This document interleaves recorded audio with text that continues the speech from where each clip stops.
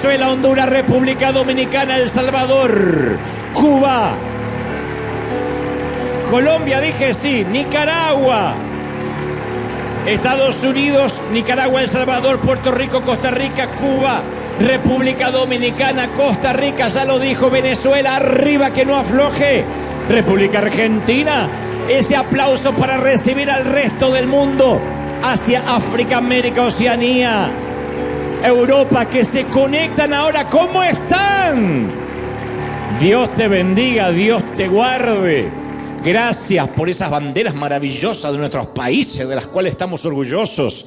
Dios te bendiga, Dios te guarde. Buenos días, buenas tardes, buenas noches. Ahora saludo a la gente que está del otro lado de un dispositivo viendo este servicio. Estamos en vivo en días tan especiales aquí en los Estados Unidos de América como en el resto del mundo. Antes de meterme de lleno en lo que quiero transmitir, quiero decir que dentro de 2 semanas, un día miércoles, si no me equivoco, es el 25 de este mes, vamos a tener un ADN, pero no va a ser aquí en River, sino que va a ser a través del streaming, para que todo mundo, es el primer ADN que se transmite. ADN le llamamos a una reunión de liderazgo. Siempre las tuvimos internas para los que sirven, para nuestros voluntarios, para nuestros líderes, para los empleados de planta, pero sentíamos fuertemente de parte de Dios que hay muchas congregaciones, iglesias, pastores, amigos, líderes, que necesitan saber de alguna forma los secretos, no tan secretos de River, cómo trabajamos, cuáles son nuestros tótems, nuestros axiomas, nuestros proverbios, los fundamentos institucionales que nos han traído hasta acá. Así que los vamos a compartir. Voy a darte el horario. Presumo que va a ser en California no más de 4 de la tarde. De igual modo queda grabado, así que el que está trabajando o estudiando lo puede ver más tarde, porque va a quedar colgado en la red como pasa con nuestros mensajes, pero va a ser 3 o 4 de la tarde para que por la diferencia horaria no salga muy tarde en el resto de América Latina, en Europa, en Asia, de manera que va a ser una noche, un día de ADN de 1 hora y media o 2, para que puedan ver en sus hogares, en sus casas, y creo que va a ser más que nunca un liderazgo explícito de cosas que no se pueden decir un domingo. Digo no se pueden decir no porque estén prohibidas, sino porque hay gente que no le interesa mucho el funcionamiento interno, cómo valoramos el carácter, qué criterio tenemos para los que trabajan con nosotros, qué hace que alguien sea voluntario y qué no, qué nos califica y qué no, qué es lo que nos ha traído hasta aquí, que son axiomas maravillosos, algunos los de siempre y otros nuevos que fuimos aprendiendo con el correr de los años y que me parece que es lindo dejarlos en una cápsula de tiempo, dejarlos allí grabados para que el resto del mundo siempre pueda acudir, nutrirse, va a ser una clase magistral de liderazgo abierto para todo. Pero no es que vamos a enseñar al mundo cómo liderar, vamos a contar cómo lideramos nosotros, qué nos resultó, por qué minimizamos la congregación a partir de la pandemia, ¿por qué no hay otras actividades durante la semana? Porque hay una razón. ¿Por qué no tenemos departamentos de jóvenes, de niños, etcétera, etcétera? Explicarlos por qué, que no digo que es el modelo de la iglesia que debe ser imitado, pero es un modelo, así como hay otras congregaciones con otros modelos que están basados más en la adoración, otros en la enseñanza, otros en la educación de los niños. Nosotros tenemos un objetivo claro que vamos a compartir en este ADN dentro de 2 semanas. Sé que falta mucho, pero quería anunciarlo con anticipación para que, ya sea en vivo o más tarde, en lugar de encender Netflix cuando lleguen a casa, o Prime, o Disney, o lo que sea que vean, la doctora Polo, que pongan la tarde, la noche de ADN, que va a ser maravillosa, y después podemos entretenernos un rato. Dicho esto, también quiero agradecer a todos los que hoy están aquí, a los que son fieles. Vivimos tiempos difíciles, hablaré de esto en un momento, porque muchos me decían, Dante, no te estás pronunciando con lo que está pasando en el país donde ahora estás, que es Estados Unidos de América. Y sí, nos vamos a pronunciar, porque obviamente siempre la iglesia tiene una postura respecto a todo. Postura, no necesariamente somos antagónicos o estamos a favor del gobierno de turno. No obstante, uno tiene que saber cuáles son las convicciones que nos sostiene, en qué creemos. En momentos hablaré de eso, pero quiero agradecer especialmente a todos los que hoy sí están presentes. Gracias por vuestra fidelidad. Gracias por estar ahí.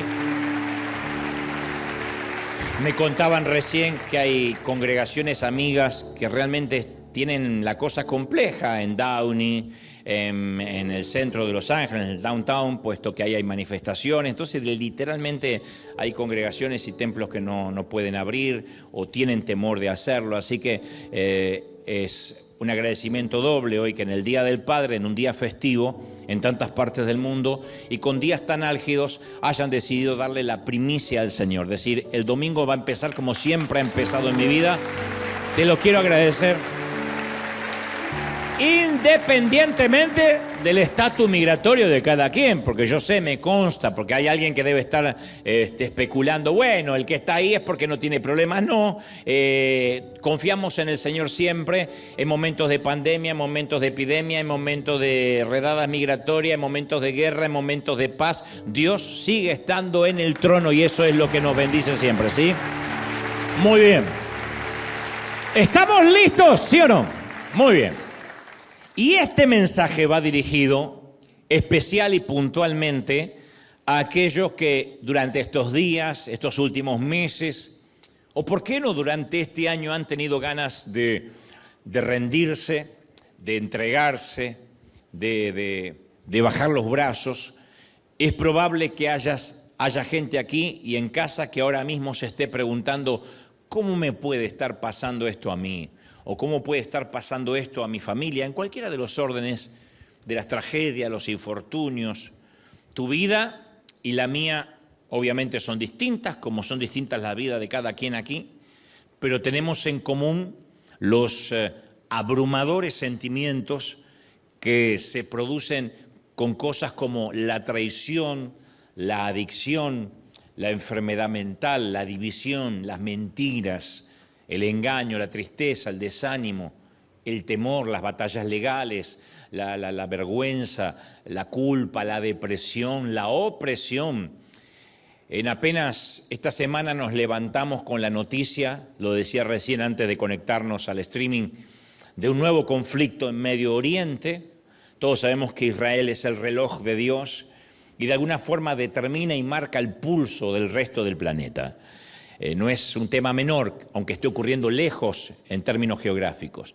Pero nos levantamos con la noticia de que hay un nuevo conflicto en Medio Oriente ahora entre Irán e Israel, sumado a lo que localmente está ocurriendo con las redadas migratorias masivas en California, en otras partes también de la Unión Americana, la ofensiva del gobierno local o de turno contra los indocumentados, que independientemente de las leyes que no vamos a debatir aquí porque no nos corresponde, sorprende el discurso de odio, sorprende la crispación que hay en la atmósfera, que obviamente el discurso de odio o lo que se hace con un recelo, con un sesgo violento, desencadenan también protestas violentas en todo el país. Insisto, no estoy justificando ni las redadas ni las manifestaciones. Lo que digo es que uno no sabe qué es lo que desencadena una cosa o la otra.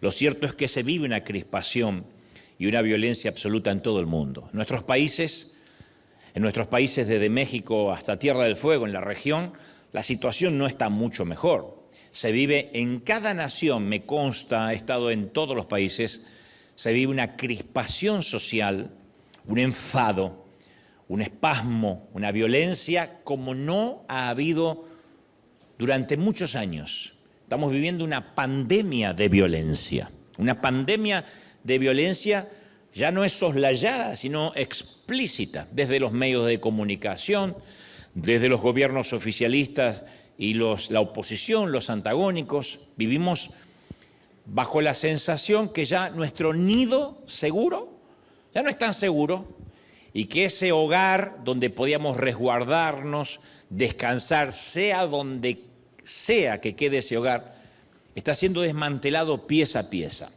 Y como dije durante la pandemia, cuando promediaba el inicio del 2020, en ocasiones Dios permite que nuestro nido se estropee, Dios lo permite para enseñarnos a volar. Yo estoy convencido de que Dios y el enemigo no es un Barça-Real Madrid donde a veces gana uno y a veces gana el otro. Cada vez que el enemigo hace algo es con un permiso soberano de Dios. Y muchos durante tiempo hemos plegado nuestras alas y hemos desarrollado el síndrome de la anidación, que es la tendencia hacia la inmovilidad, a quedarnos cómodos. Pero la vida nos va enseñando que aquello que a veces no puede lograr, el confort, la seguridad de un nido, se logra cuando el nido es agitado. Si uno ve la historia de la humanidad, vamos a ver que cada determinada temporada el nido vuelve a agitarse. Con guerras, con pandemias, con rumores de guerra, es como que con terremotos, con eventos climáticos, tsunamis.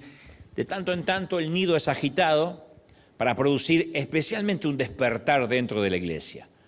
Muchas congregaciones se empiezan a convertir en iglesias nido, donde lo que más se aprecia es la comodidad, la empoderación, la seguridad, jugar a la guerra espiritual, pero siempre jugar. Decretar, proclamar, Dios me va a dar el auto, tomé la casa por fe, declaro que seré sano. Y hacemos esos congresos donde jugamos a la guerra espiritual, pero en realidad no afectamos a nadie, ni a nada. Pero no podemos en estos momentos difíciles quedarnos callados y quedarnos otra vez en el nido decretando, confesando, estas cosas no van a pasar, se van a acabar.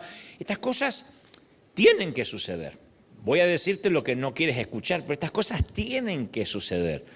Estaría haciendo una falacia a la palabra si dijera estas cosas se fueron de control, se ve que Dios se distrajo esta semana, o estaría mirando el Mundial de Clubes y por eso se perdió lo que está pasando. No, el apóstol Pablo dijo, toda la creación gime con dolores de parto.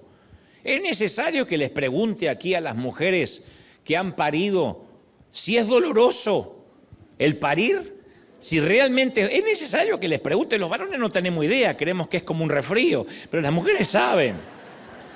Pudo haber dicho Pablo, la creación gime como un hombre con migraña. La creación gime como un dolor de muela, él dijo como dolores de parto. Por una redención que todavía no llegó, por una salvación total que aún no llegó. Ahora, nosotros siempre hablamos de que queremos dar a luz esa redención, pero cuando empiezan los dolores de parto queremos retrasar el nacimiento o queremos que Dios ponga una epidural. Decimos, no quiero el dolor. Job 29, 18, el profeta añade, yo pensaba que iba a morirme en mi nido. Job lo dice, yo pensaba que iba a morirme con los míos, rodeado de mis seres queridos, pero Dios dijo, no, yo no te bendije para que mueras en el nido. Te voy a llevar a una altura a la que no todas las aves pueden volar. Yo te voy a remover el sitio cómodo, Job, para que llegues a una altura que nunca soñaste. Entonces la batalla espiritual y sin cuartel que se está librando, mis amigos, mis queridos, es real. No es un juego, no es declaraciones proféticas, no es declaro tal palabra, es una batalla real.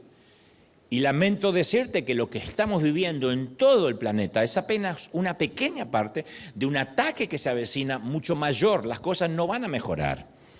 Quizás esto termine, esta temporada que vivimos especialmente en los Estados Unidos pase, porque va a pasar, porque cualquier primer mandatario con dos dedos de frente se va a dar cuenta de la pérdida económica, de lo que significa a veces dejarse llevar hormonalmente por una decisión. Así que las cosas van a pasar, pero vendrán otras. Y no quiero que alguna vez me digan, Dante, no me dijiste que se iba a poner peor. Se va a poner peor y yo sé que no vas a decir amén. Y el campo de batalla no está solo en los cielos, en los lugares celestes. También se está librando una fuerte batalla en nuestras mentes. Hay una fuerte batalla en nuestras mentes con el avance acelerado de la tecnología, con la afluencia de noticias que tenemos en nuestro celular. Ya no hace falta ni estar frente a un televisor ni comprar el periódico. Con que uno empiece a buscar redadas, el algoritmo dice a hay que hablarle de todo eso. Y te van a aparecer de todo, de todo. Se han decretado nuevas órdenes en el ámbito espiritual para pervertir, para corromper. Pervertir significa desviar del uso natural. Para corromper y pervertir las mentes de nuestros hijos, las mentes de nuestras familias. Y por fortuna Dios nos dejó una guía de supervivencia, porque Él nunca nos dejaría solo. Como decía el domingo pasado, lo que decidamos, lo que hagamos en tiempos de guerra, son decisiones pretomadas en tiempos de paz. Son los tiempos de paz cuando tomamos decisiones, cuando ponemos en claro nuestras convicciones, para que en los tiempos de guerra no dudemos. Dios ya nos preparó para estos días belicosos, lóbregos, trémulos, agitados, álgidos. Parafraseando la descripción que hace Pablo en los últimos días en 2 de Timoteo 3:2, él dijo, las personas vivirán solo para sí mismas. Habrá una pandemia de egoísmo, dijo el apóstol. Alardearán, dijo el apóstol, serán arrogantes.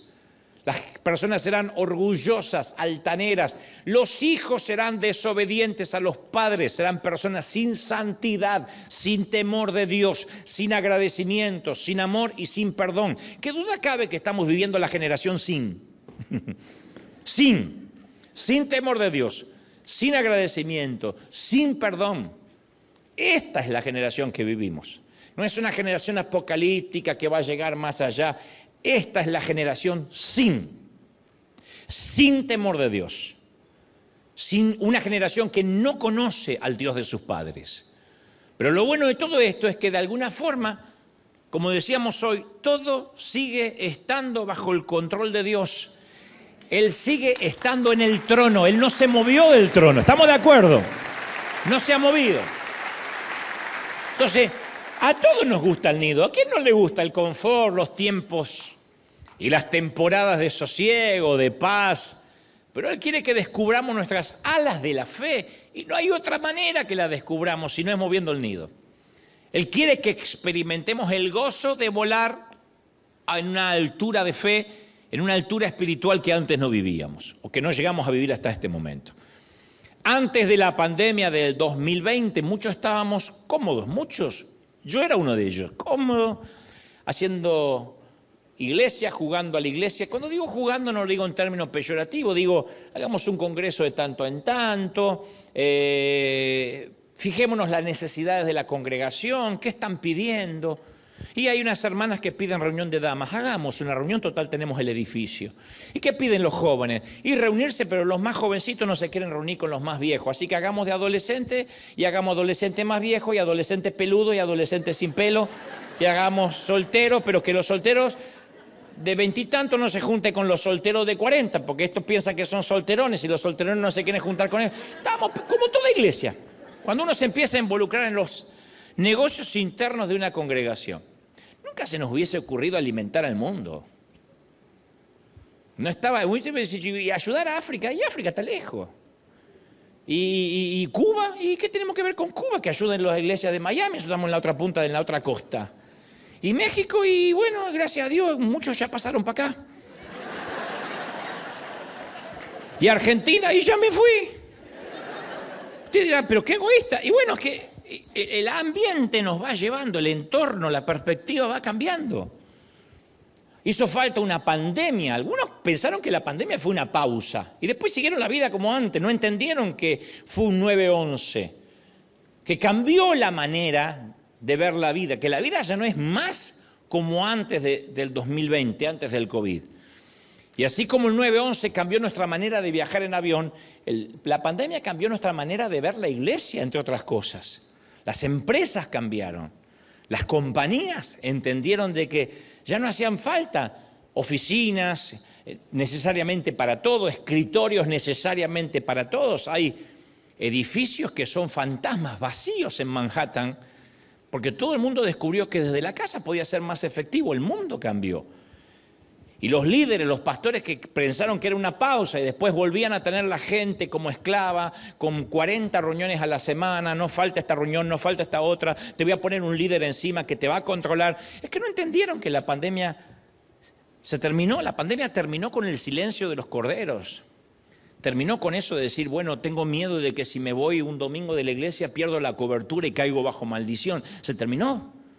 Entonces Dios permitió que nuestros nidos se estropearan con un propósito, para que surgieran los verdaderos adoradores, para que la gente empezara a buscar a Dios por su propia cuenta y no repetir frases ridículas en los templos. Y Dios nos está permitiendo vivir esta época de historia profética otra vez Y hay que atravesarla, pero hay que atravesarla sin el estruendo de los noticieros, sin el estruendo de las redes sociales. Ellos no pueden regular nuestro estado de ánimo. Ni Fox, ni CNN, ni Telemundo, ni Univisión no pueden regular nuestro estado de ánimo. Nuestro ánimo está fundamentado sobre la roca. ¿Estamos de acuerdo? Sobre la roca que es Cristo. ¿Qué es lo peor que nos puede pasar? Que repitamos la misma historia de la pandemia. Que nuestras emociones dependan de las noticias, que el miedo y la fe esté regulado por lo que se dice. Porque en estos días difíciles, insisto, es cuando se ve si estamos fundamentados en arena movediza o sobre la roca firme. Ha pasado siempre. En la historia de las naciones se han desatado guerras literales, donde la iglesia ha tenido que sostenerse sobre la fe que se predicó en tiempos de paz. Hace unos días un periodista me preguntaba qué tiempos yo creía que estábamos viviendo a nivel global, ¿no? ¿Qué diagnóstico hacía de lo que nos pasaba? Yo no tengo el complejo mesiánico de decir yo tengo la verdad, pero le dije algo que leí que me pareció interesante. Le dije, yo estoy convencido que ya hemos cruzado como humanidad el Rubicón. En la antigua Roma el Rubicón era un pequeño canal ubicado en el norte de Italia que marcaba la frontera de la propia Roma. Que un general cruzara esa frontera con su ejército significaba un acto de hostilidad, de hecho una guerra civil. De ahí se acuñó la frase militar cruzar el Rubicón, que es una frase que significa tomar una decisión irreversible, un punto de no retorno, un punto decisivo. El Rubicón es un pequeño río, un canal, que si se lo cruzaba en los tiempos de Roma era guerra. Se originó este evento histórico en donde Julio César cruzó el Rubicón con sus tropas, dando inicio a una guerra civil contra un tal Pompeyo en la antigua Roma. Y el mundo ya ha cruzado esa línea de no retorno. Pareciera como que evolucionó el mundo. Si uno mira, hace una mirada no finita, sino rápida, uno dice, pero no, hemos evolucionado como sociedad. No evolucionamos, involucionamos. Escuchamos mucho acerca de la cultura de la cancelación, que antes no existía. La cultura de la cancelación es un fenómeno social donde cualquier individuo puede ser excluido, se le hace un boicot por acciones, por opiniones consideradas ofensivas a cierto colectivo e inaceptables para la comunidad. Y uno dice, bueno, evolucionamos porque ahora ya no se puede discriminar abiertamente. Pero en el fondo, lo que esconde esa cultura de la cancelación es un cambio de valores, donde a lo bueno se le llama malo y a lo malo se le llama bueno. Y mucho antes que la cultura de la cancelación engullera al mundo, se metió dentro de las paredes de la iglesia. La congregación, las iglesias sucumbimos ante un silencio peligroso. Decíamos, no hablemos de pecado de manera tan directa y ofensiva porque la gente se puede lastimar. Hablemos de errores. Pero nadie se va al infierno por errores, se va al infierno por pecado. Pero decíamos, no mencionemos el pecado, tampoco hablemos mucho de arrepentimiento, porque eso a la gente psicológicamente no le hace bien. Tampoco conviene mencionar ciertos temas sensibles que están en la Biblia y son condenados. Pero como hay tanta diversidad sexual, a ver si nos dan de baja en YouTube o nos cancelan en las redes sociales. Entonces la cultura de la cancelación se metió en la iglesia mucho antes que en el mundo, mucho antes que en Hollywood. Entonces es más cómodo ignorar el declive moral y predicar desde la seguridad de nuestro nido religioso. Y es algo que Dios no va a tolerar. Y decretamos, confesamos. Recorran los streaming cualquier día domingo, van a ver que en cualquier congregación se decreta, se confiesa, se proclama avivamiento, positivismo. Todos compiten por ser los coaching motivacional. Pero Mateo 24:5 nos advierte que oiréis de guerras, van a escuchar de rumores de guerra. Si no hay guerra, son rumores. Y dice, mirad que no os turbéis, dijo el Señor. No se preocupen. Él ya habló de esto. Habló de guerras. Porque una cosa son redadas en el caso de Estados Unidos, otra cosa que te exploten bombas porque te las tira Rusia o China o quien sea. Y dice el Señor, es necesario que esto acontezca, pero aún no es el fin. Lo cual significa que esto no va a pasar después del fin, va a pasar antes del fin. Y se levantará nación contra nación y reino contra reino. Y habrá pestes. hambre y terremotos en diferentes lugares. Pero todo esto es el principio de dolores. Claro, uno lee esto y dice, wow, esto mejor que no lo digo el domingo, porque el domingo que viene no viene nadie. Porque es un mal reporte. Sin duda es un mal reporte. Pero después el Señor añade, y entonces será predicado este evangelio del reino en todo el mundo, porque la gente lo va a necesitar. El evangelio será predicado. El único momento y durante meses que las iglesias se repletaron de personas fue después del atentado del 9/11. La gente volvió corriendo, inclusive a las sinagogas, a las mezquitas, a las basílicas católicas. La necesidad, cuando el nido se mueve, cuando vemos lo indefenso que somos por una guerra, por una pandemia, por un ataque, entonces sí se produce un reporte maravilloso, hay que volver a Dios. Ojalá Dios no tuviera que tratarnos como hijos del rigor y entendiéramos, pero solemos buscar la comodidad del nido.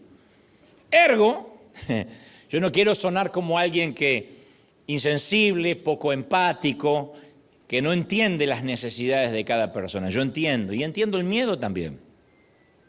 Yo conozco personas que se han gastado hasta el último centavo de optimismo en su lucha contra el cáncer, porque las demás batallas son colectivas y uno encuentra personas que están viviendo lo que nosotros. El cáncer es una batalla casi solitaria, donde uno con otros extraños tiene que someterse a quimio, diálisis en el caso de problemas en los riñones. Y conozco gente que ha sufrido quimioterapia agresiva y defendieron su caso ante Dios con guerreros de oración que se pusieron en la brecha, se aferraron a la esperanza, confesaron ser sanos, pero también sé que cuando acudieron a una revisión, en lugar de reducirse, el tumor había hecho metástasis. Mucha gente fue sana y otros no. Y quizás sepas muy bien cómo fue ese viaje de vuelta a casa. Cuando te dicen sus riñones están más complicados, hay mucha proteína en la sangre. Tal vez sepas cómo se sintió esa cena, esa misma noche alrededor de la mesa. Yo no soy un timorato y sé que todos vivimos tiempos difíciles. Las calamidades, los infortunios nos golpean a traición, seamos cristianos o no. Y el gran secreto no es construir una iglesia que se esconde detrás de un mensaje que dice, rechaza lo malo y se irá, proclama que se irá, porque después cuando no se va, cuando la enfermedad se queda, cuando nos rematan la casa, cuando viene un divorcio, empezamos a pensar que algo estamos haciendo mal. Como digo siempre, el famoso algo habrás hecho. Lo cual a lo que nos pasa se le agrega la helada dosis de culpa. ¿Qué estoy haciendo mal para que Dios me castigue? No podemos construir una iglesia detrás del positivismo, sino que hay que predicar más que nunca que tenemos que estar edificados en los sólidos cimientos de la palabra de Dios. ¿La cosa se va a poner fea? Sí, pero benditos los que estamos fundamentados sobre la roca que es Cristo, que estamos fundamentados en Él, ¿sí? Entonces, como cuando las crisis llegan a nuestra vida como si fuera una flota de excavadoras lista para demoler nuestras vidas, en lugar de aferrarnos al nido, a lo que tenemos, el nido puede tipificar nuestra cuenta bancaria, nuestra casita, los papeles que estamos tramitando, no sé, la seguridad que creemos que nos va a permitir ser feliz. En lugar de aferrarnos al nido, tenemos que aprovechar a decir, Señor, si esto se mueve, es porque quieres que vuele alto. Por eso no podemos obviar que en las manos del gran médico, el dolor y las crisis siempre tienen un propósito, siempre. Como un bisturí en las manos de un cirujano que sabemos que no nos va a lastimar.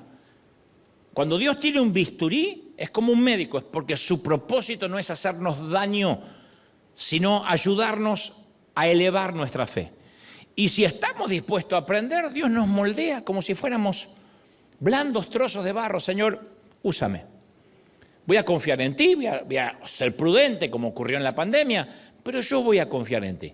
Ahora, si nos resistimos, Dios no dice, bueno, te voy a dejar. No, nos tuerce como si fuéramos láminas de metal. Y si somos demasiado cabezones, nos cincela y nos esculpe como bloques duros de mármol. pero en todos los casos Él va a trabajar con nosotros. Nos ama demasiado para perdernos. Nos ama demasiado para olvidarnos. Entonces, al gran médico nunca se le acaban los tratamientos para nuestro carácter, nunca. Cuando creemos que logramos el sueño americano y nuestro Dios es el crédito y nuestro Dios es el dólar, Él nos recuerda cuán indefensos somos. Cuando en nuestros países decimos, por fin un gobierno de derecha, estaba harto de la izquierda, Dios demuestra cuán indefensos son. Cuando dicen, por fin un gobierno de izquierda, estamos hartos de la derecha, Dios demuestra cuán indefensos son. Porque la solución al mundo no lo tiene ni Milei, ni Trump, ni Bukele. La sigue teniendo el rey que está en el trono. ¿Sí o no? Para que confiemos en el verdadero Dios. Entonces nos enseña Dios la paciencia. ¿Cómo? Haciéndonos esperar por lo que queremos. Nos enseña la sabiduría, permitiéndonos fracasar, porque no hay nada que enseñe más que el propio error. Los errores de los demás no nos dan sabiduría. Nos dan tema para chusmear, pero no nos dan sabiduría. Nos enseña la humildad bajo el estricto e infalible tratamiento de la terapia de espinas. Cuando la madre águila espera a sus crías, yo sé que la mayoría ha oído esta historia, prepara un gran nido en lo alto del borde del acantilado, lo construye con ramas gigantes y espinas afiladas. Luego lo llena de capas y capas de suaves plumas. Cuando el aguilucho ya tiene condiciones de valerse por sí mismo, la madre saca el nido de las plumas, saca del nido las plumas, saca el colchoncito confortable, de modo que solo quedan las espinas que incomodan a la criatura. Entonces el aguilucho ya no tiene confort y las espinas lo obligan a volar. Las águilas nunca apañan la dependencia. Escuchen, mamás. Tal vez hay que ponerle espinas en el colchón al nene. Pero las águilas no mantienen a hijos ociosos. O vuelan o vuelan. Entonces le quitan las plumas y cuando se ve que se pincha sale y pobrecito, como apenas sabe volar, se empieza a golpear. La agarra con el pico, lo vuelve a poner, a intentarlo de vuelta. O vuelas o vuelas. Acá es una muerte segura, allá es una muerte probable. Entonces hay que elegir entre la muerte segura del nido o la muerte probable de intentar volar. Obviamente todos vuelan, todos corren el riesgo. Y dicho esto, quiero hablarte de la única espina bíblica, o la más famosa al menos de las Escrituras. Que en mi humilde experiencia, el obstáculo número 1 para una vida cristiana no es la inmoralidad sexual.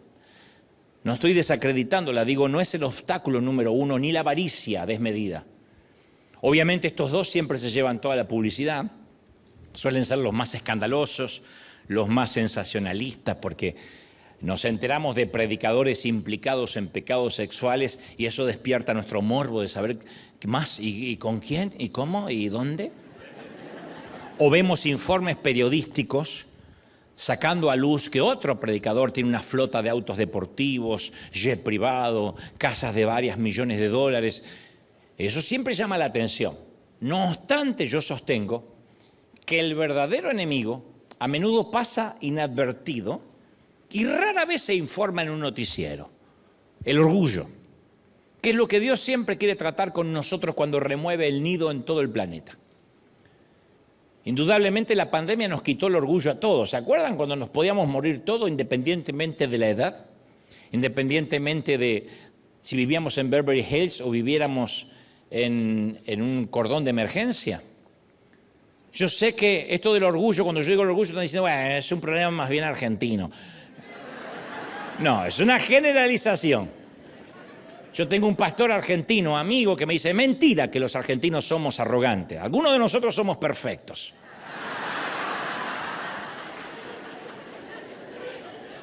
Pero esta enfermedad del orgullo termina convirtiéndose en una condición que desfigura nuestro carácter. No nos damos cuenta. Aquellos que tienen su mundo interior en desorden se confunden mucho acerca de su propia identidad. Y hay gente que no puede separar el papel que realiza de la persona que es en realidad. Y ojo que el orgullo no es patrimonio de los ricos, ¿eh? He visto mucha gente pobre, muy orgullosa, y gente con mucho dinero muy sencilla. Pero hay gente que no logra hacer la dicotomía de quién muestra públicamente y de quién es en la intimidad. A mí me ha tocado en los últimos años por el programa de televisión que tengo entrevistar a famosos que algunos son patéticos porque se creyeron su propio personaje. No hay peor cosa que ver a un famoso que se cree famoso. Porque está aquel que trabaja y, bueno, la fama es inherente a lo que hace. Pero hay otros que trabajan de famoso. Que llega y me dice, hola, gente, ¿cómo te ves? Qué bueno. Pero, ¿viste mis músculos? Me puse en algas. Tipos. Oh, un tipo que te dice, me puse en algas, ¿qué le vas a decir? ¡Qué lindas! ¿Qué se le dice? Se comieron el personaje. Porque sus identidades están ligadas a lo que hacen. Entonces muchos nos enfrentamos a la tentación de empezar a creernos nuestros propios estados de Instagram. Está bien que Instagram está lleno de filtros, el problema es creer que uno va por la vida con esos filtros. Cuando pasa eso, nuestra personalidad gradualmente empieza a infectarse con una fantasía mesiánica. Cuando olvidamos quiénes somos y no ordenamos nuestro mundo interior, distorsionamos nuestra verdadera identidad. Entonces la arrogancia, como digo siempre, es un paquete, un equipaje que Dios no quiere que llevemos. Como suelo decir, Dios no desaprueba la arrogancia. A Él no le desagrada la arrogancia. Dios la aborrece. La Biblia dice que la odia. Lo mismo que a nosotros nos produce una comida infestada por gusanos, eso le produce en el estómago a Dios la arrogancia. La arrogancia y la soberbia aborrezco, dice Proverbios 8:13. Odio la soberbia.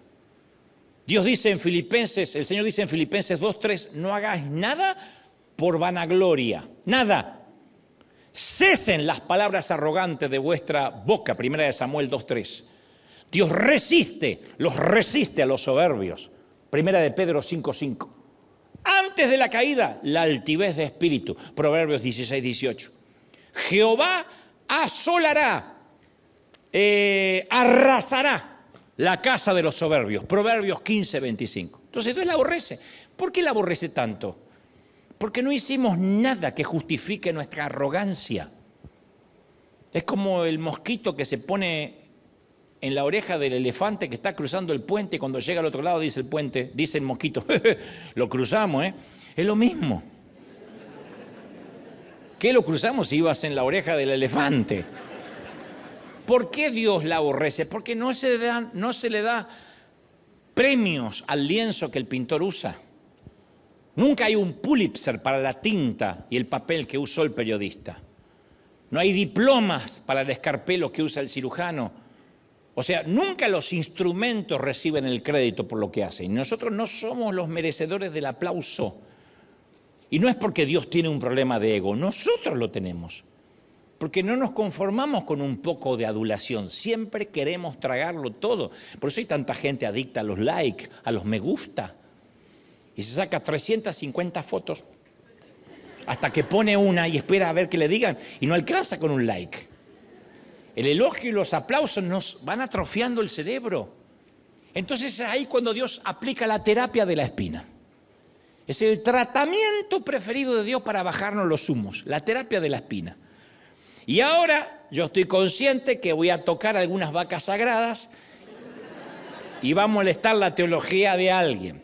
Acá no, pues ya están todos acostumbrados, acá me conocen, pero allá. Cada vez que uno piensa en Pablo, el apóstol, nuestro inconsciente colectivo nos lleva a verlo como alguien angelado, diáfano, con una aureola brillante flotando sobre su cabeza. Sin embargo, sus propias palabras, las de Pablo, muestran otra cara.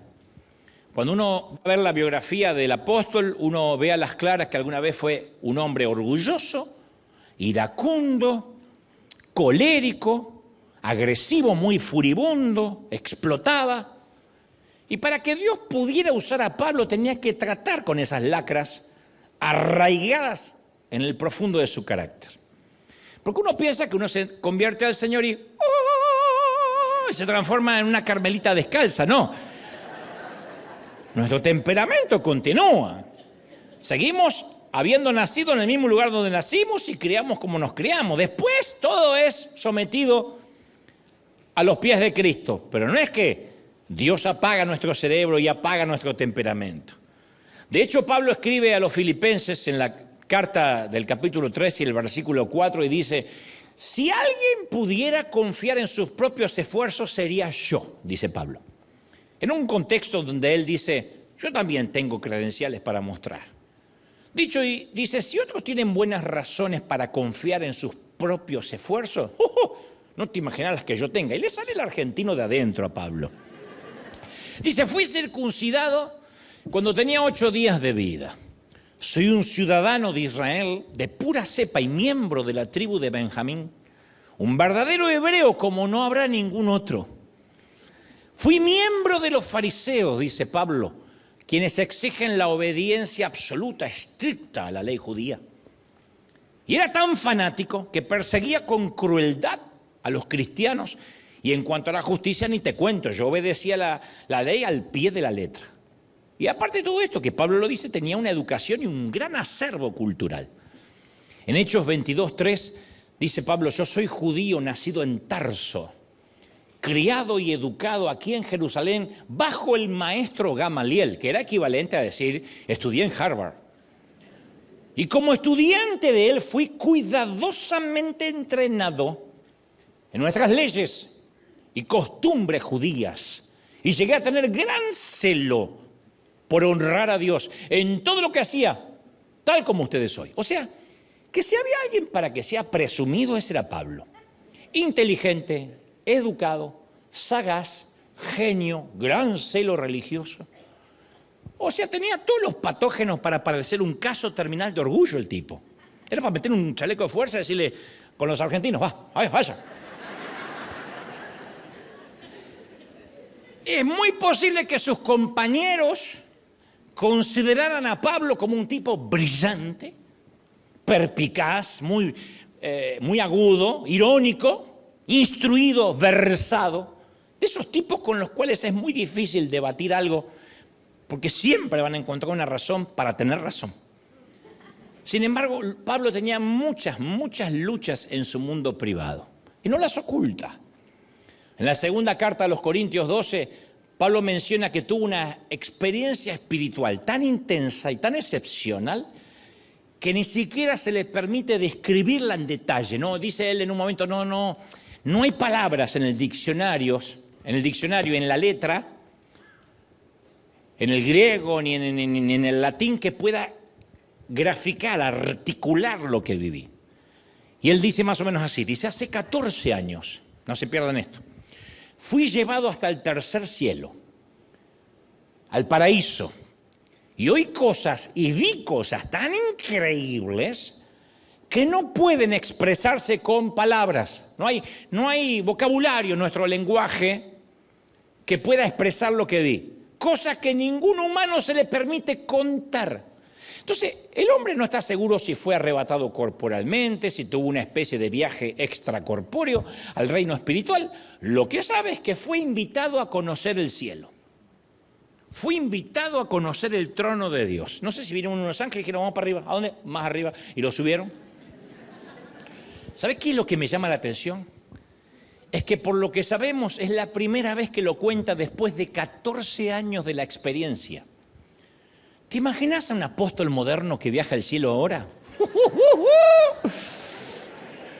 esperaría ni un minuto para contarlo por enlace, ni un minuto. ¿Te imaginas? No hablemos de los demás. Si uno de nosotros viviera algo así, yo no te digo conocer el cielo. Si viéramos el dedo meñique de un ángel. Primero, escribimos un libro con lujo de detalle. Segundo, nos hacemos una gira internacional contando la experiencia. Yo vi el dedo de Miguel. No de Luis Miguel, de Miguel. Tercero, le vendemos los derechos a Netflix. ¡Ya!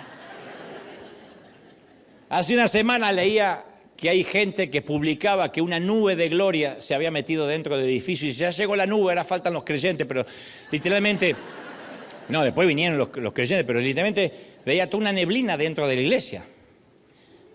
Yo estuve tentado a hacer humo con choripanes, aunque sea acá.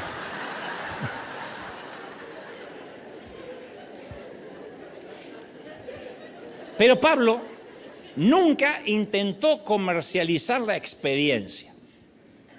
Nunca publicó un relato. No hay un capítulo, un libro que se llama El viaje al cielo de Pablo. Detestaba la idea que al tipo lo pusieran en un pedestal. Yo estoy seguro por qué. Porque la terapia de la espina le abría agujeros en su orgullo. Justo luego que él menciona su viaje al paraíso, ese encuentro cercano del tercer tipo, del cuarto tipo, Pablo nos cuenta sobre el método que Dios utilizó para evitar que se pavoneara como un fanfarrón petulante y ostentoso. Entonces, en lugar de jactarse de su viaje estelar, optó por jactarse de su debilidad, provocada por Dios mismo, que lo llevó a los cielos, pero ahora le baja los humos. Pablo dice, para impedir que yo me volviera orgulloso. Hay que tener valor para esto, porque yo digo, ¿quién es orgulloso acá? Nadie. Ay, no. Nadie. Pablo dice, para impedir que yo me volviera orgulloso, se me dio una espina en la carne, un mensajero de Satanás. Mirá que hay que reconocer que uno tiene pegado un mensajero de Satanás. Porque nos gusta decir, yo tengo el Espíritu Santo, los ángeles me cubren, pero decir un mensajero de Satanás, que decir, viajo con mi suegra a todas partes, una cosa así. ¿No? Perdón por, no quiero ofender a Satanás. Pero bueno. No. Me fue dado un mensajero de Satanás para atormentarme. No se pierdan estas palabras, para atormentarme. Dios permite que algo me atormente. ¿Qué diríamos hoy? Eso no es de Dios. No permita que nada lo atormente. Y él dijo, tengo un mensajero que me atormenta. Permitido por Dios, porque si no me volvería un petulante. Eso impide que yo me vuelva orgulloso. No sé por qué no hemos predicado más de esto cuando hay tanta revelación ahí. Detestamos que algo malo nos pase, porque inmediatamente pensamos, bueno, si Satanás me está pegando es porque algo malo hice y por eso Dios me desprotegió. Y cuando Dios lo permite. Yo hace poco, esto del orgullo que nos cuesta reconocer, yo hace poco le mandé un audio a Marcos Witt, que por cierto va a venir al próximo servicio, al segundo, no es que viene a predicar a este próximo servicio, sino que viene porque viene con familia. Yo le dije a Marcos en un audio, ahora que ambos estamos más grandes, obviamente él más que yo, ¿no? Yo me puse a pensar, ¿por qué de jóvenes no fuimos grandes amigos? Porque nos encontramos, desde hace 35 años para atrás, nos encontramos en distintas partes del mundo, coincidimos un montón de veces, nunca fuimos amigos. Hasta ahora, que ya no nos acordamos para qué ser amigos. Y Marco me responde y me dice, es que recuerda, era el tiempo en que ambos queríamos conquistar al mundo. Pero cada uno por su lado, sin darle crédito a nadie. Yo dije, tienes razón, éramos Pinky y Cerebro, pero peleados. Yo no voy a hablar de Marcos, pero cuando yo era jovencito yo codiciaba los elogios de la gente, porque yo venía, no voy a justificar el orgullo ni mucho menos, pero en un torpe intento de tratar de explicármelo, yo venía de una infancia sin reconocimiento, sin validación. Y de pronto descubro toda la validación dentro de lo que hago. Entonces yo quería fabricarme oportunidades. Y todo lo que fabricamos con esfuerzo humano no viene con la garantía de Dios. Pero obviamente Dios comenzó a trabajar en mí para crucificar mis motivaciones. Si no, hoy sería un petulante insoportable. Y las crucificó a esas motivaciones de la única manera que puede hacerse una crucifixión. Una crucifixión al ego y al orgullo, con espinas, con clavos. Y en más de una ocasión yo pasé mucha vergüenza. Yo siempre agradezco a Dios el invento de YouTube y de los celulares mucho tiempo después que yo había empezado, porque no hay registros. Yo siempre cuento uno de los tantos momentos más vergonzosos que tuve en La Paz, Bolivia, durante uno de los primeros eventos que me invitaban como incipiente y embrionario predicador, porque yo era una suerte de fenómeno precoz, de orador joven. Me llamaban y decían, bueno, y tenemos un muchachito de 21, de 20 que va a predicar, y yo pasaba todo flaquito a predicar. Y en aquel entonces yo era muy inmaduro, muy inseguro, y preparé mi único sermón que me sabía de memoria. Noemí, yo predicaba Noemí 2, Noemí 3, Noemí 4, la venganza de Noemí, Noemí ataque de nuevo, Noemí recargada. Yo tenía todos.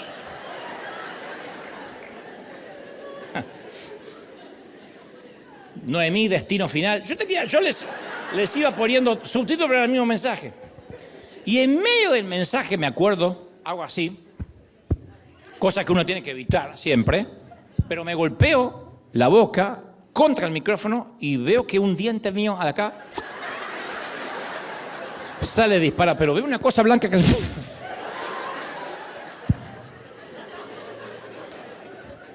No solo sale, sino que le pega en la frente a la esposa de un pastor que estaba en primera fila. Conozco a la esposa y conozco al pastor, no lo diré, pero ella sabe.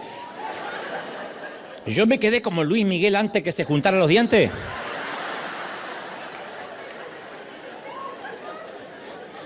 Y como no todos lo habían visto, decidí disimular el infortunio pegándome así el micrófono a los Julio Iglesias. ¡Oye! Es tanto correr por la vida sin freno. Pero se puso peor, porque me salía un chiflido extraño que no podía controlar. Y decía, nunca deseé tanto que se produjera el arrebatamiento como en ese instante. Bueno, la cosa es que mi ego y mi dignidad esa noche se fueron a Argentina y yo me quedé solo predicando en Bolivia. Y por si fuera poco, la víctima en cuestión, que tenía una marca del diente en la frente, al terminar el servicio me devolvió el diente envuelto en un pañuelo y dijo, creo que es tuyo. ¡Qué feo! Yo no la miré a la cara, le dije, gracias, con el mismo chiflido que había predicado. Me lo metí en el bolsillo y luego oré que jamás volviera a ver ni a esta mujer, que Dios la dejara amnésica junto a toda la congregación y lo que es mejor, que Bolivia se olvide de que ese día existió. Me hizo acordar de aquella historia del joven predicador que subió al altar o al escenario con su ego inflado y los nervios le hicieron que se equivocara muchísimo y bajó muy humillado, y entonces el gran predicador Spurgeon le dijo, muchacho, si hubieses subido como bajaste, habrías bajado como subiste. El tema es que muchas veces Dios me hizo bajar humillado porque tenía que tratar conmigo. El tema es que cuando Dios empezó a filtrar mis motivaciones, dejé de estar buscando oportunidades y fue cuando las oportunidades empezaron a buscarme a mí. Pero para que eso pasara, tuvo que correr mucha agua bajo el puente. Ahora, ¿qué es esa espina de la cual habla Pablo? ¿Por qué Dios usaría este método para golpear el orgullo de Pablo? ¿Por qué un dolor tan devastador, tan implacable? A priori nadie interpreta que la espina de Pablo era una espina literal, no era una astilla. Era una metáfora, una alegoría. Y son muchas las teorías de lo que bien pudo haber sido y muchas son creíbles. Yo nada más puedo mencionar algunas, pero algunos suponen o sugieren que la espina se refiere a la gama de sufrimientos que Pablo describió, que terminaron siendo una espina. Había soportado pruebas, palizas, encarcelamientos, noches en vela, abandonos, traiciones. Posiblemente él tenía esa seguidilla de cosas donde uno dice, pero todo lo que hago se me complica. Algunos comentaristas han pensado que no, que quizás Pablo luchaba con ciertas tentaciones sexuales, porque la vida célibe no suele ser fácil. Entonces posiblemente luchaba con alguna tentación sexual que no aparece de manera explícita. Algunos dicen, no, era el gran Pablo. Sí, pero era un hombre. Tal vez la espina fuera un impedimento físico, una desfiguración, una enfermedad crónica, migrañas severas, fiebres palúdicas, incluso un impedimento para hablar.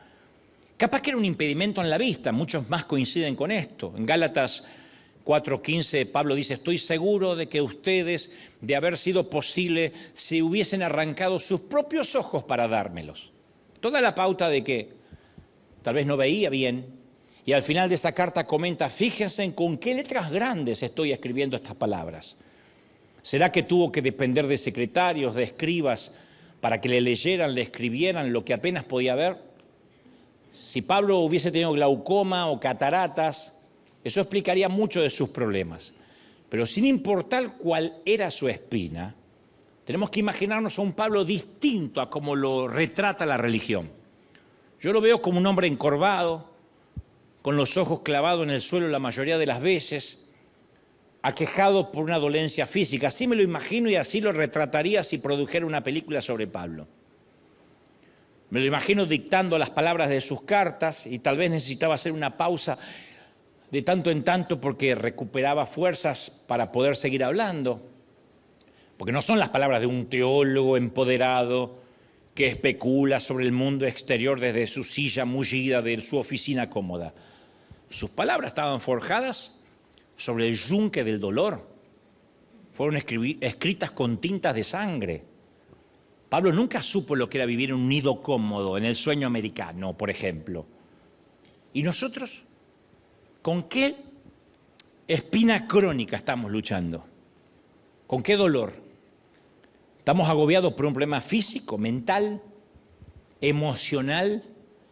¿Cuál es nuestra terapia de espinas que venimos orando y orando y orando? Y parece que Dios contesta a todos menos esa espina. Lo cual grafica de que no es que Dios tiene algo contra nosotros, porque en otras cosas sí somos bendecidos, pero hay algo que le hemos suplicado al Señor que lo quite. ¿Cuántas veces hemos rogado y negociado? Señor, si me lo quitas yo voy a poder y te prometo, y si tú me das yo te doy. ¿Por qué tengo que convivir con esta debilidad? ¿Qué debilidad? ¿Con cuál debilidad estás luchando? Que vuelves y vuelves y vuelves. Pablo le suplica al Señor que le quite la espina. No una vez, no 2 veces, 3 veces. Ustedes dirán, bueno, pero 3 veces comparado con lo que yo oré es poco. Pero la palabra traducida súplique implica mucho más que una petición. Pablo rogó, impulsó, instó, clamó por ayuda. No es el tipo de oración, Señor, que consiga un estacionamiento en el mall. Haz que mi suegra no venga esta Navidad. No es esas oraciones superfluas. La oración de Pablo es esa que nos hace caer sobre el rostro, gemir de agonía, sudar sangre, porque tu hijita o tu hijito está dentro siendo intervenido. Por ejemplo, estás afuera y el médico no te dice nada, ni siquiera si la operación está saliendo bien. Y cualquier cara de preocupación que ves en los enfermeros cree que se trata de la vida de tu hijo. De eso hablo. Y a pesar de las desgarradoras súplicas de Pablo, el Señor nunca libró a Pablo de su dolor. ¿Por qué no? Porque había un propósito con esa espina. Y Dios no le dijo, no. No, de hecho le reveló el propósito detrás de la espina de la carne. Le dijo por qué. Le dijo por qué. Te estoy evitando, Pablo, que te pavonees como una celebridad. Ya tengo muchos dando vuelta por ahí. La fuerza gravitacional del ego siempre es implacable. Solo que los evangélicos, los cristianos, lo encubrimos con esa delgada capa de vocabulario espiritual. Desarrollamos nuestro propio culto a las celebridades. Preferimos que nos llamen pastores, apóstoles, obispos, los de la sana doctrina, profetas. Y por miedo a ser influenciados negativamente por la cultura secular, usamos la religión, pero para sentirnos distintos. Pero no como una forma de acercarnos a los demás, sino como una manera de justificar la segregación. Nosotros somos muy discriminadores como evangélicos. Discriminamos al que piensa distinto, discriminamos al católico, discriminamos al testigo de Jehová, lo discriminamos. Porque uno puede estar en las antípodas de la doctrina, pero nosotros discriminamos. Hubo gente escribiendo en las redes muy enojada porque a veces le amueblábamos una casa a una señora que tenía su virgencita allí en la esquina. Y le decían, ya que le llevan una nevera y un televisor, ¿por qué no le rompe la estatua ya que está? Porque, pobre señora, ¿qué tengo que ver yo con lo que ella cree? El Señor nos dijo que amemos y que hagamos el bien a los que piensan y creen lo mismo que nosotros. De hecho, nos instó y nos ordenó amar al enemigo. Entonces Dios no solo le dice a Pablo no, sino que lo alienta. En 2 Corintios 12:9 dice, mi gracia es todo lo que necesitas, mi hijo. La gracia te basta. Mi poder actúa mejor sobre tu espina, sobre tu debilidad. Te voy a bendecir mejor con esa espina que si no la tuvieras. Mi gracia te basta. Y viendo los acontecimientos actuales, yo no tengo motivos para pensar que Dios dejó de utilizar la terapia de espina para tratar con la enfermedad del orgullo. El orgullo de los gringos, el orgullo de los hispanos, el orgullo de los mexicanos, de los argentinos, de los colombianos, de los salvadoreños. Todos en un momento nos pavoneamos. Es más, mi experiencia personal refuerza la convicción de que la terapia de espina es algo que Dios sigue usando. Las espinas que Dios permite en nuestra vida nos dan una lección de humildad, porque uno no se la puede creer nunca. Si uno se conoce bien, uno no puede creer lo que vende. La gente que cree lo que vende es porque no se conoce bien, hace mucho que no se mira al espejo. Sobre todo los que se creen o nos creemos muy inteligentes, muy talentosos, profundamente espirituales. ¡Oh! Materia prima para hacer orgullo. Las espinas nos recuerdan que somos profundamente humanos. Martín Lutero comentó esta paradoja y dijo, ¿quién alguna vez oyó hablar del poder débil? O lo más absurdo, que un poder aumente en la debilidad. Es una contradicción eso de poder en la debilidad. Eso no lo vamos a leer nunca en la revista Fortuna. Nunca lo veremos en Marvel ni en DC Comics, nunca. Nunca vamos a escuchar una charla TED que hable de eso. Empodérese siendo más débil. Nunca. No lo vamos a escuchar en las altas esferas del mundo jamás. Y lo lamentable es que es un hecho que tampoco lo escuchamos entre nosotros. ¿Qué se necesita para convencernos que en la economía espiritual de Dios el orgullo viene antes de la caída? ¿Cuántos más? ¿Cuántos valientes tienen que caer para que nos caiga la moneda? El orgullo precede la caída. Muéstreme a alguien que cae estrepitosamente y vas a ver que te voy a mostrar a alguien con orgullo antes. ¿Qué necesitamos para entender que la debilidad y la vulnerabilidad son espiritualmente poderosos? Si en este momento hay gente aquí o aquí que dice, yo hoy me siento débil, el poder de Dios va a fluir más que nunca en tu vida, en tu debilidad, en tu vulnerabilidad, aún en esa suerte de temor. ¿Alguien lo cree, sí o no? Yo hace algunos años fui a dar una charla a unos hombres de negocios de Uruguay en un hotel y muy tarde de la madrugada, porque después nos quedamos cenando. Al llegar al hotel me esperaba una pareja en la acera. El caballero habló primero y explicó lo que pasaba. Me dijo, te robo unos minutos. Yo quería entrar rápido, era muy tarde, promediando 1:30 de la madrugada, en Montevideo. Y dijo, te robo unos minutos, mi esposa tuvo un serio accidente de tránsito hace varios meses y perdió la memoria por completo. Y cuando despertó tuvimos que mostrarle fotos de sus hijos y siendo su esposo yo me tuve que volver a presentar ante ella. Pero apenas ella abrió los ojos y salió del coma, dijo, tengo que ver a Dante Gebel. Lo cual dice, a mí me dejó sorprendido. Le dije, tienes claro que estás casada conmigo, ¿verdad? Le dijo, tengo que ver al predicador, tengo un mensaje para él. Y luego ella fue recuperando la memoria de sus hijos, de mí, su esposo. Pero nunca se le fue que tiene que darte un mensaje y aquí está. Y su esposa temblorosa me da un papelito diminuto, chiquitito, así, todo dobladito. Me dijo, tome. Y temblaba así. Se fueron en silencio en medio de la madrugada de Montevideo. Conmigo estaba Daniel Darling, nuestro pastor ejecutivo, y apenas subimos al elevador. Yo recuerdo que le dije, ¿viste eso? Esta mujer estuvo en coma. Y mientras estuvo en coma, Dios le dio un mensaje para mí. Hagamos un libro, llevemos a Netflix. No. No, pero yo pensaba, si al despertar solo recordó quién era yo, tiene que ser un mensaje poderoso. Lo que no me cerraba era que entraba en un papel tan diminuto. Yo imaginé un mensaje tipo, esto te sucederá en los próximos años, y un código, un link para que yo vaya a buscar, o Argentina ganará el resto de los mundiales mientras tú vivas. Regalo que te quiero dar. Pero abrí el diminuto papel y contenía estas palabras. Dante, que te baste con mi gracia, mi poder siempre se perfeccionará en tu debilidad.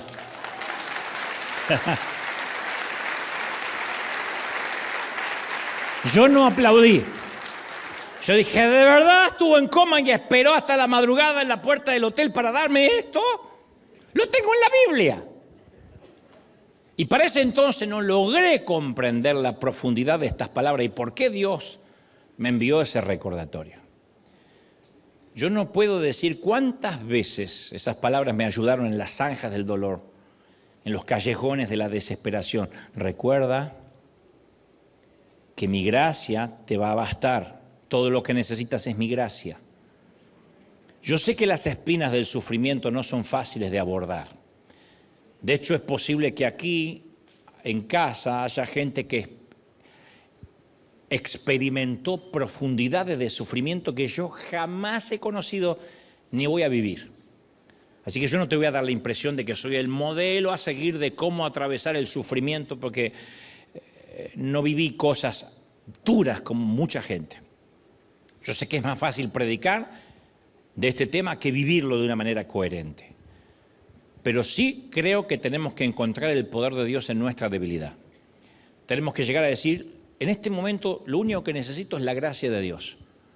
Yo confieso que he luchado y que todavía lucho con muchísimas espinas, las cuales no te voy a contar porque no te importa, son mías, con muchas debilidades, conscientes y muchas inconscientes que Dios me va a ir revelando de a poco. Tengo dificultades, soy débil, soy vulnerable, sufro todos los ataques de cualquier mortal y es por eso que aprecio la gracia como nadie. Es por eso que no me atrevo a juzgar a nadie, a condenar a nadie. No hay pecado que me asuste y que diga, wow, eso está por encima de lo que yo tolero. Yo sé que la gracia es abundante para cualquier tipo de pecado. Y cuando Pablo aceptó lo que Dios estaba haciendo, dijo, es por eso que yo me deleito en mis debilidades, me alegro por mis debilidades. ¿Quién se alegra por las debilidades? Pablo. Me alegro por los insultos, por las privaciones, me dijo por las persecuciones, por las dificultades que sufro por Cristo. Porque cuando soy débil, Dios me dijo que entonces soy fuerte. Entonces los insultos no ofendieron a Pablo. Las dificultades no lo desanimaron. Las persecuciones no lo destrozaron. A Pablo no lo perseguía el ICE, no lo perseguía migraciones para deportarlo a su país. Él habría agradecido por algo tan trivial como eso. ¿Eso es lo peor? ¿Que me deporten a mi país? ¿Eso es lo peor? No, a Pablo lo perseguían para decapitarlo. No para que pierda papeles o para que pierda su estatus, para decapitarlo. Eso es una persecución. Y cuando Pablo estaba en su punto más débil, Dios estaba en él en su punto más fuerte. E insisto, aunque pareciera una frase resignada, es una frase que implica mucha fe, la dijimos aquí hace semanas, por algo. Aunque el nuevo presidente en cualquiera de los países sea peor que el antiguo presidente, con todo yo confiaré en el Señor. Con todo. La confianza no tiene que ver con el gobierno. Aunque mañana me levante con la noticia que apareció una nueva pandemia que podría otra vez volver a matarme, con todo yo confiaré en el Señor. Aunque mañana sigan promoviendo leyes de odio y me discriminen por alguna condición en particular, con todo yo confiaré en el Señor mi Dios. Aunque me deporten y tenga que regresar de donde salí, con todo yo confiaré en mi Señor. Que pase lo que tenga que pasar, que yo en todo voy a confiar en mi Señor. Esa es la clase de declaración que Dios está pidiendo ahora. Ahora, puedo oír porque para eso es el Espíritu Santo, para dar un discernimiento y poder oír.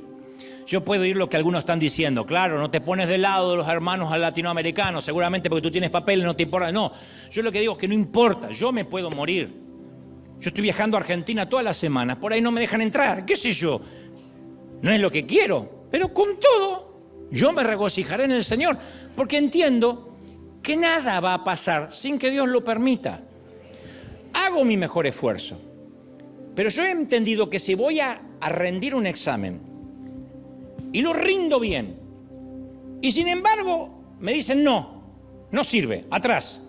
Eso es Dios, pues yo hice lo mejor.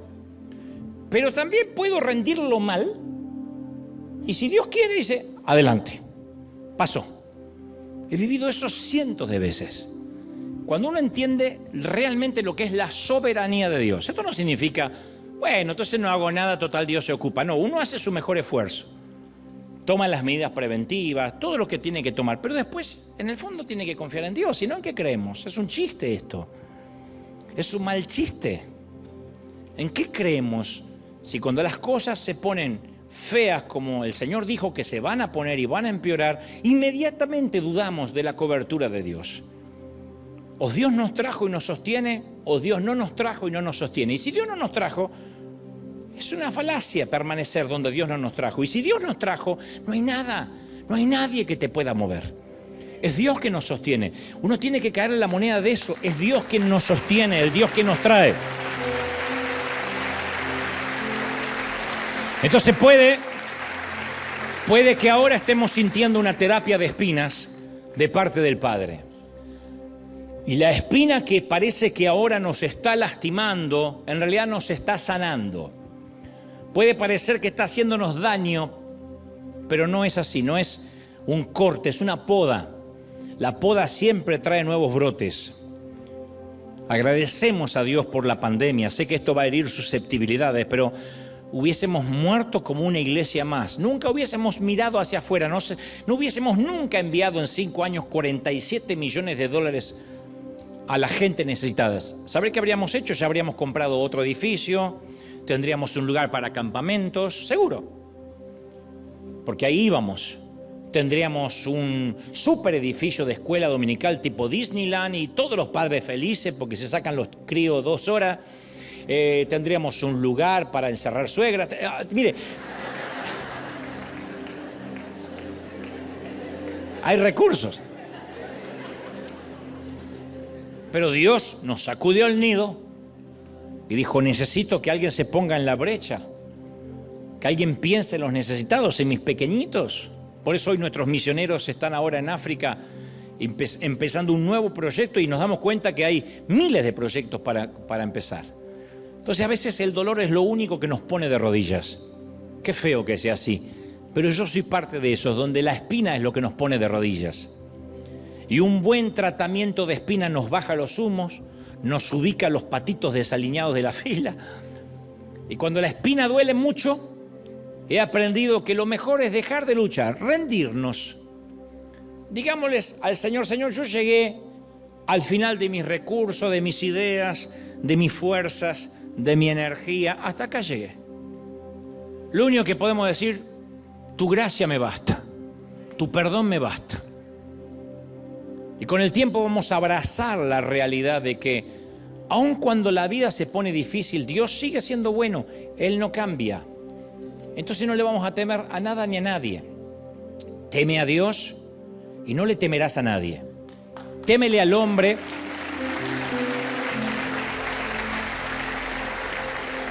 No tengas temor de Dios y le temerás a todo lo demás. El acto más subversivo que ahora podemos realizar como iglesia, el movimiento más político que ahora podemos aportar, no es organizar una protesta, ni enunciarse en las redes sociales, porque parece que los valientes hablan en las redes sociales. Di algo en las redes sociales, como si eso fuera a cambiar algo, como si algún gobierno se preocupara por las redes sociales. El mandamiento más subversivo que podemos hacer ahora, obedecer, es: en esto conocerán que sois mis discípulos, que os améis unos a los otros.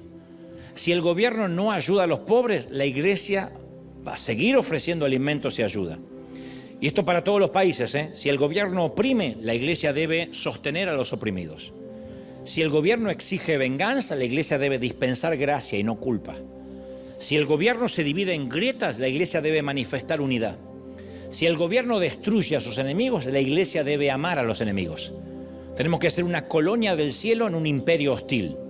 Estamos en un punto sin retorno. Ya hemos cruzado el Rubicón, gente. Pero eso no es lo peor. Lo peor es repetir la historia de la pandemia, que nuestra fe o nuestro miedo sea manipulada por Fox, por CNN, Telemundo, lo que sea, o Univisión. En estos momentos, cuando la gente va a ver de qué estamos hechos y sobre qué estamos fundamentados, y va para mi Argentina, y va para México, y va para Colombia, y va para El Salvador, y va para cualquier país, va para Venezuela, los queridos venezolanos que resisten, van para los cubanos. Cómo me gustaría que todos pudiéramos ir a Cuba un rato y contagiarnos de esa fe que tienen los cubanos, que a veces viven arroz y frijoles. Pues no pierdo la esperanza que Dios está con nosotros, porque Dios nos ha sostenido hasta acá. Y están felices. Gloria a Dios por la terapia de espinas, por removernos el nido, porque nos da la oportunidad única de volar alto.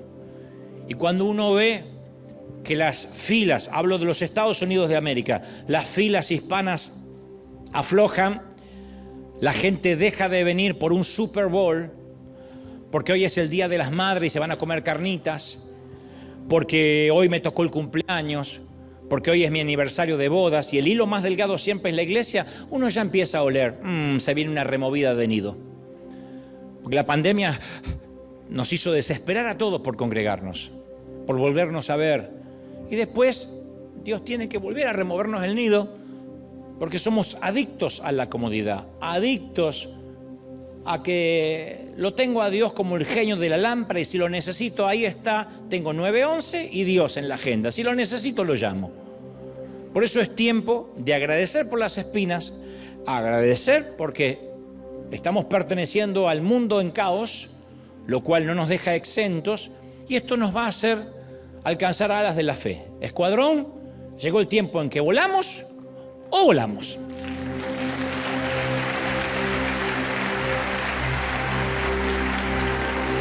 Un aplauso al Rey de Reyes, al Señor de Señores. Un aplauso grande al Rey. El Rey está en la casa hoy. Bendito eres. Alguien tiene que celebrar más que eso. Bendito eres. ¡No va! Dale un aplauso grande y dile: Señor, has hablado hoy con tu pueblo, con tu iglesia, con tus hijos. Bendito eres. Uy, impresionante.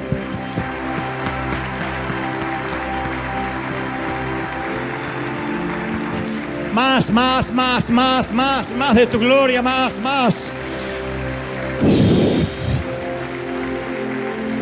Llevándolo, Baixo. Te exaltamos, Dios. ¿Pueden sentirlo? El Rey está en la casa. Si pueden levantar conmigo las manos al cielo, los que están por primera vez aquí o en casa y están recibiendo a Cristo en su corazón, solo digan: Señor, entra en mi vida, perdona mis pecados, tu gracia me basta. Y quiero orar, que todos oremos juntos. No sé cuál sea la espina. Puede que sea una situación, una enfermedad, una persona, un grupo de gente, un entorno, no lo sé. Pero ¿qué tal si dejamos de clamar porque Dios quite la espina y agradecemos? Porque quizá eso sea lo que nos conduce a Él. Levanta tus manos y dile: Señor, gracias. Porque esta temporada, que es la más dura o fue la más dura, me ha acercado más a ti. Gracias, Señor, porque puedo entender que tu poder se perfecciona en mi debilidad. Y ahora, hasta tanto Dios te dé tu propia palabra profética, te voy a prestar la mía. Haz de cuenta que te presto el diminuto papelito que me dieron en Uruguay, que dice: pon tu nombre, que mi gracia te baste. Es todo lo que te voy a dar, día tras día. Y cuando no puedas más, vas a recibir fuerzas para ese día. Y te vas a ir a dormir y a descansar, y como un celular, enchufarte a la pared, a recuperar fuerzas. Y al día siguiente vendrás por un nuevo maná fresco. Y otra vez, fuerza para un nuevo día. Un día a la vez cantamos hoy aquí. Es lo que necesito de ti. Dame la fuerza para vivir un día a la vez. Te exaltamos, Señor. Te glorificamos. Clamamos. Todos. Te exaltamos, Rey. Todos levanten sus manos, todos clamen. Los que puedan orar, los que puedan decir, Señor, yo creo que algo nuevo empieza en mí a partir de ahora. Dulce Espíritu. Todos orando, todos. Iglesia amada, yo he hablado, como digo cada fin de semana, torpemente a nuestra mente, a tu mente, que es donde yo puedo llegar. Pero sé que el Espíritu ha hablado a tu corazón. No hay palabras para reconfortarte. Son momentos difíciles, sí. Pero caramba, somos la generación que resistió una guerra bacteriológica. Siempre digo, y lo diré hasta el cansancio, hemos sobrevivido a una guerra superior a la Segunda Guerra Mundial y Primera, porque en ambas guerras solo estaba incluido una parte del mundo. Nunca una guerra involucró a todo el globo como la última pandemia.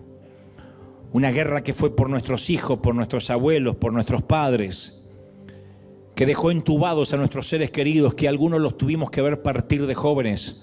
Sobrevivimos. De verdad que nos van a asustar, nos van a amilanar, de verdad que nos van a hacer claudicar las leyes, las internas políticas. Nuestra salvación aquí en Estados Unidos no la tiene ni Trump ni tampoco Newsom. No la tienen los demócratas ni los republicanos, como en Argentina no la tienen ni los kirchneristas, ni los libertarios, ni los peronistas, ni los radicales que resisten. La solución siempre la ha tenido aquel que no se ha movido del trono. Y que diga cuando estas cosas, y nos recuerde cuando estas cosas sucedan, levantad los ojos al cielo y confiad, porque el Evangelio será predicado en todo el mundo. Habrá una necesidad, un hambre, correrán para escuchar palabra. Habrá hambre de pan en las casas que tengan pan. Dejarán de seguir a agoreros, a magos, a timadores de la fe y comenzarán a buscar palabra de Dios. Recorrerán las esquinas del mundo buscando palabra, buscando alimento. Benditos los que provean alimento, no solo para el cuerpo, sino para el espíritu. Seamos los graneros del mundo esta vez a nivel espiritual. Sostengamos, seamos la resistencia, basados en la roca.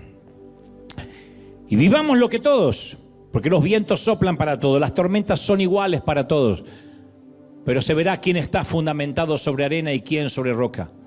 Y aquellos que han fundamentado su vida en tiempos de paz sobre arena, no es tarde. Si no, Dios no se tomaría el trabajo de hablarnos. Es tiempo de decir, Señor, cambia mis fundamentos. Ahora, ahora. Quiero estar sobre la roca sólida, firme, puesto en Dios, creyendo en ti. Gracias, Señor, por este tiempo. Gracias por tu presencia. A los que miran en casa, a los que son de cualquier otra nación, a los que miran desde los Estados Unidos de América, desde cualquiera de los estados, bendigo tu entrada, tu salida, tu acostarte, tu levantarte. Bendigo a los pastores, a los líderes, a los que han tenido complicaciones, a los que han bajado los brazos. Gracias por las espinas, gracias, Señor, por estas espinas maravillosas. Gracias, Señor, por tu bendición. Te damos gracias, te bendecimos. Quiero despedir a la gente del otro lado, que Dios las bendiga a los que están en casa. Nosotros nos quedamos aquí con una pequeña cosita profética que haremos, local, pero allí en casa, que Dios te bendiga, que Dios te guarde. Todo está bien, el Rey sigue estando en el trono, eso es una buena noticia.